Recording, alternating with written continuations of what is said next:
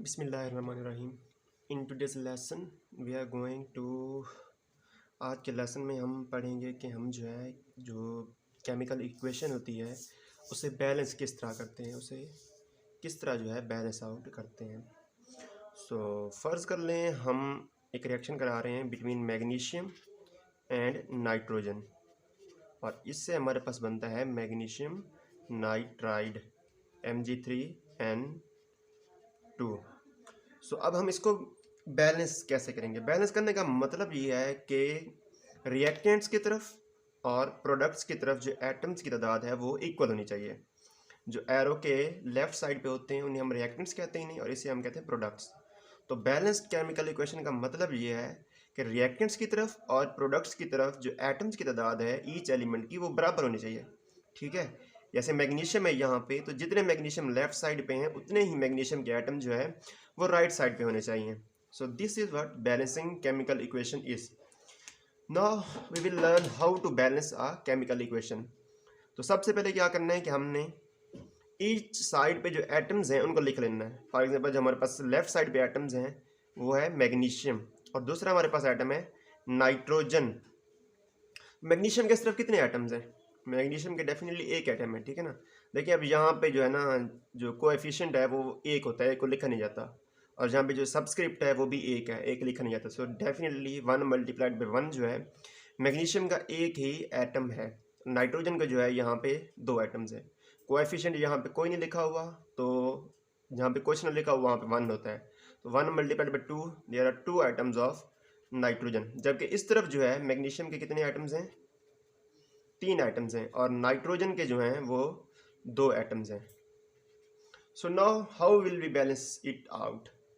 So first of all हम क्या करेंगे, हम जो है मैग्नीशियम को बैलेंस करेंगे। देखिए मैग्नीशियम के इस तरफ जो है एक एटम है, इस तरफ जो है 3 एटम है।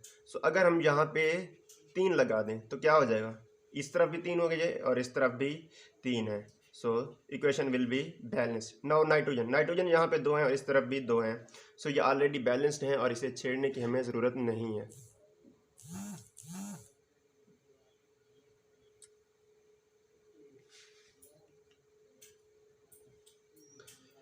So we now go to the next example.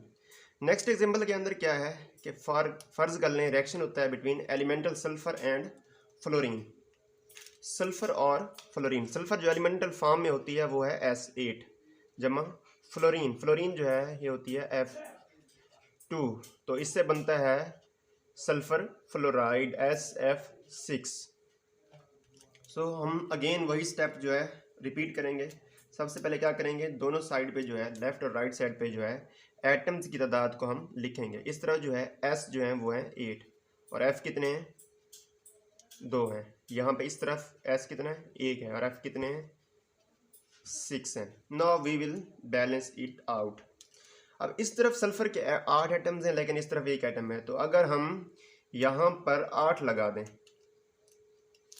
अगर हम यहाँ पे 8 लगा दें तो अब हमारे जो सल्फर एटम्स हैं वो बैलेंस आउट हो गए हैं। इस तरफ भी 8 है, इस तरफ भी 8 हो गए, तो सल्फर तो हो गया बैलेंस। लेकिन सल्फर बैलेंस करने से क्या हमें मसला हुआ है कि यहाँ पे 8 लगाने से ना, यहाँ पे जो कोएफिशिएंट जब हमने 8 लगाया तो ये कोएफिशिएंट जब फ्लोरीन के जो सबस्क्रिप्ट है उसके साथ मल्टीप्लाई करेगा तो हमारे पास 48 जो है अब फ्लोरीन के एटम्स इस तरफ हो गए हैं। लेकिन यहाँ पे इस तरफ जो है लेफ्ट साइड पे हमारे पास जस्ट 2 एटम्स हैं। तो अब हमने फ्लोरीन को एटम्स को बैलेंस करने के लिए कि इस तरफ और इस तरफ दोनों एटम्स बराबर हो जाएं तो क्या करेंगे हम, अगर यहाँ पे हम 24 मल्टीप्लाई कर दें तो 24 मल्टीप्लाइड बाय 2, तो क्या ये 48 हो जाएगा? जी 48 ही हो जाएगा। So in this way the equation on both sides are balanced.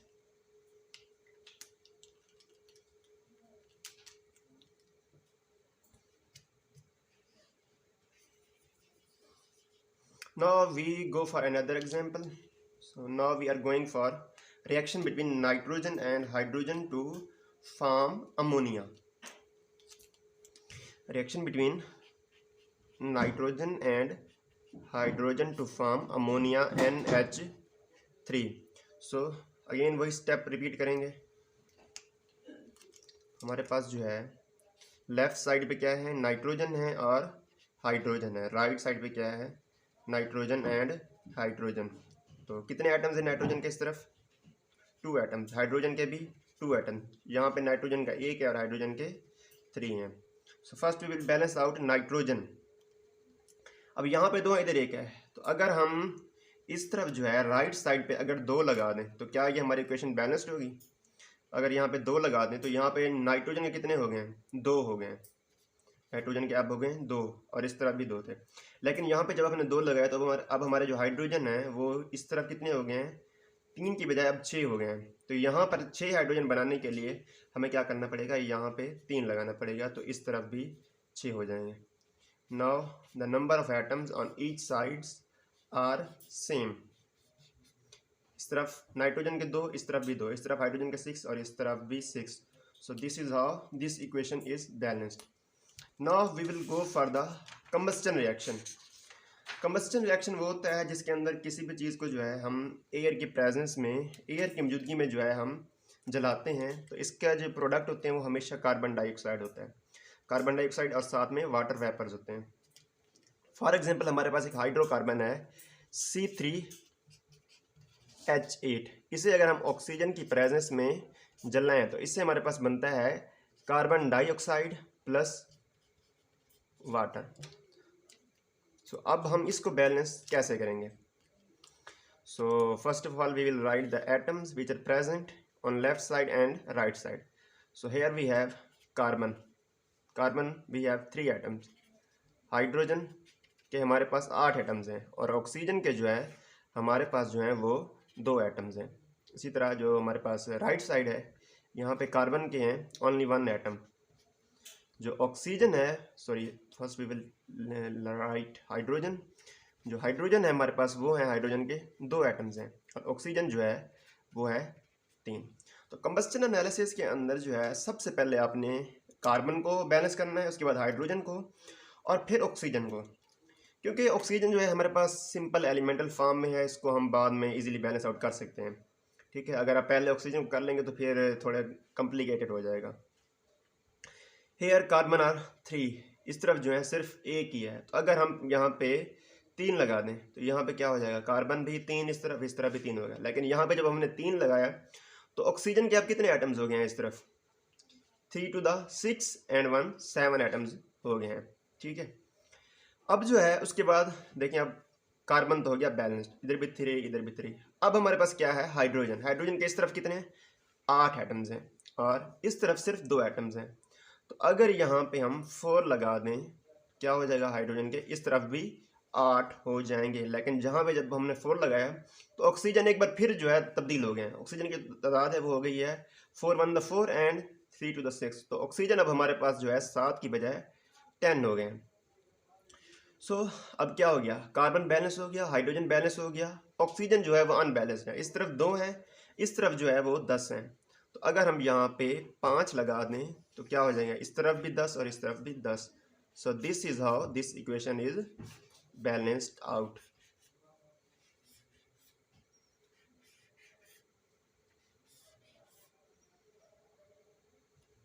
Now we will go for another reaction. अब जो है हम थोड़ा सा जो है कॉम्प्लिकेटेड रिएक्शन करते हैं। फॉर एग्जांपल हमारे पास जो है एक डिस्प्लेसमेंट रिएक्शन है Al aluminium plus copper chloride CuCl2, जो इससे बनता है एल्यूमिनियम क्लोराइड AlCl3 प्लस जो है कॉपर। सो इसको हम जो है कैसे बैलेंस आउट करेंगे। First of all we will write out the atoms present on left side and right side. Here is aluminium, aluminium जो है यहाँ पे 1 है, कॉपर Cu वो भी यहाँ पे 1 है, और क्लोरीन Cl यहाँ पे कितने हैं, 2 एटम्स हैं। इसी तरह अगर जो है हम राइट साइड पे देखें तो हमारे पास जो एल्यूमिनियम है, एल्यूमिनियम का जस्ट 1 ही एटम है Al।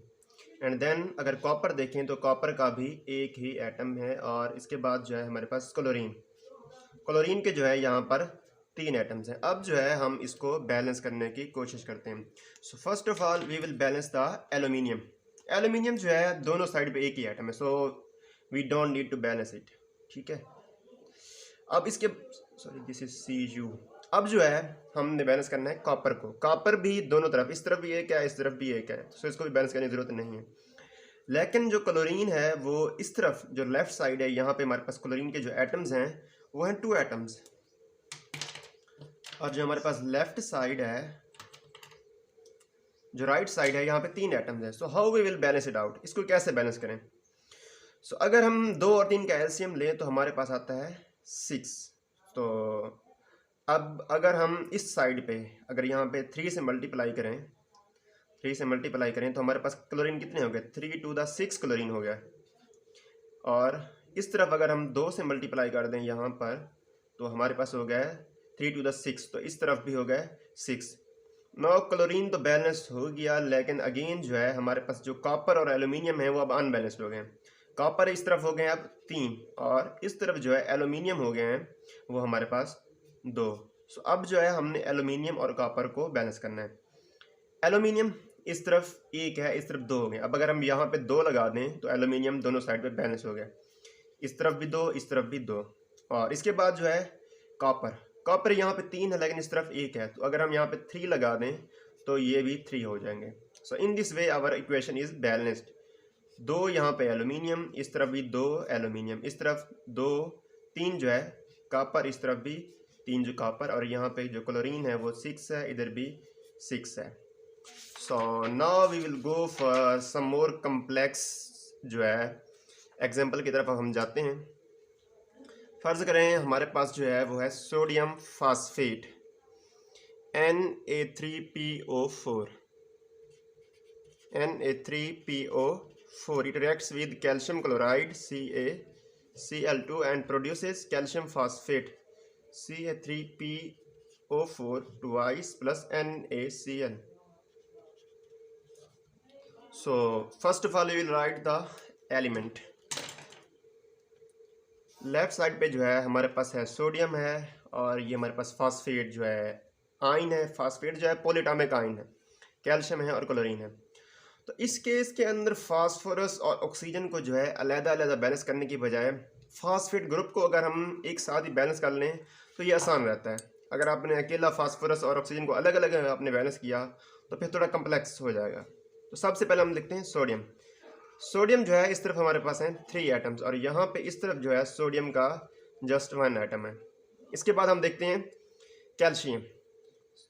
जो कैल्शियम है यहाँ पे हमारे पास जस्ट 1 एटम है, और इस तरफ जो है कैल्शियम के 3 एटम्स है। इसके बाद क्लोरीन है, क्लोरीन के इस तरफ हैं 2 एटम्स, और इस तरफ हैं ओनली 1।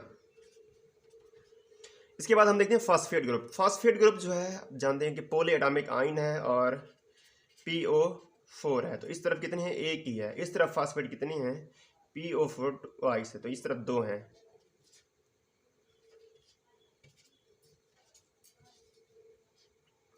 सो इस केस के अंदर जो है अब हमने सबसे पहले किसको बैलेंस करना है, सोडियम को, कैल्शियम को, क्लोरीन को या फास्फेट को। तो पर्सनली मेरा आपको मशवरा यही है कि सबसे पहले जो है अगर इस तरह की एग्जांपल आ जाए जिसके अंदर पॉलीएटॉमिक एनाइन हो तो सबसे पहले जो आपने बैलेंस करना है वो इसी पॉलीएटॉमिक एनाइन को करना है। तो यहाँ पे क्या है, हमारे पास फास्फेट का एक एटम, एक ग्रुप है, यहाँ पे 2 है, तो यहाँ पे अगर हम 2 लगा दें तो हमारे पास क्या हो गया, फास्फेट के 2 हो गए, और इस तरफ भी 2 हैं। इसके बाद हम बैलेंस करते हैं सोडियम को। अब सोडियम यहाँ पे कितने हैं, 2 कोएफिशिएंट है और 3 सब्सक्रिप्ट है, तो 2 × 3 ये हो जाएगा 6 हमारे पास है सोडियम एटम इस तरफ। अब हो गए 6। इस तरफ देखते हैं कितने हैं, इस तरफ सोडियम का जस्ट एक ही एटम है NaCl के साथ, तो यहाँ पे भी अगर हम 6 लगा दें तो हमारे पास Na जो है, सोडियम जो है वो बैलेंस आउट हो गया, दोनों तरफ जो है 6 हो गए। अब हम आते हैं क्लोरीन पे, पहले क्लोरीन पे जाते हैं फिर कैल्शियम पे जाएंगे, ठीक है। क्लोरीन जो है यहाँ पे कितने एटम्स हैं, ओनली 2 एटम्स हैं, और इस तरफ कितने हैं क्लोरीन के, अब 6 हो गए हैं, ठीक है। Na के साथ 6 लगाने से अब यहाँ पे क्लोरीन के 6 हो गए हैं। सो अब अगर हमें इस साइड पे 6 करने हैं तो क्या करेंगे, हम यहाँ पे 3 से मल्टीप्लाई करेंगे, सो 3 to the 6 हो जाएंगे। सो बोथ साइड्स पे जो है वो क्लोरीन जो है वो बैलेंस आउट हो जाएंगे। अब जो है हम कैल्शियम को बैलेंस करेंगे। कैल्शियम यहाँ पे कितने हैं, कोएफिशिएंट 3 है, सब्सक्रिप्ट जो है कोई नहीं है, तो जब कोई ना हो तो हम 1 कंसीडर करते हैं, सो 3 1 द 3, कैल्शियम इस साइड पे जो है वो 3 है, और इस साइड पे कितने हैं, इस साइड पे भी 3 ही हैं। So calcium is balanced out. सो अब अगर हम देखें तो दोनों साइड पे सोडियम 6 हैं, कैल्शियम दोनों साइड पे 3 है, क्लोरीन दोनों साइड पे 6 हैं, और फास्फेट जो है दोनों साइड पे 2 हैं। So our equation is balanced. So this is how we balance the chemical equation. This is it from today's video, and hopefully I will see you very soon with some other.